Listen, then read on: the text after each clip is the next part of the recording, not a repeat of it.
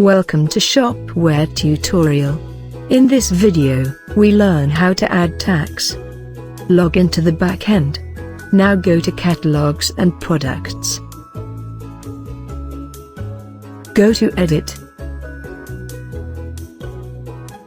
You can see different taxes. Go to Settings and Tax.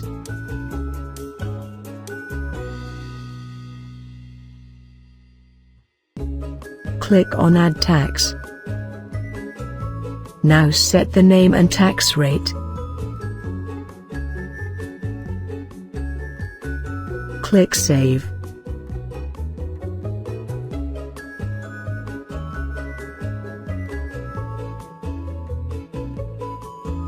Now go to Catalogs and Products.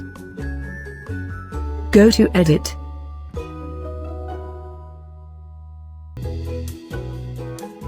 The new tax has been added successfully.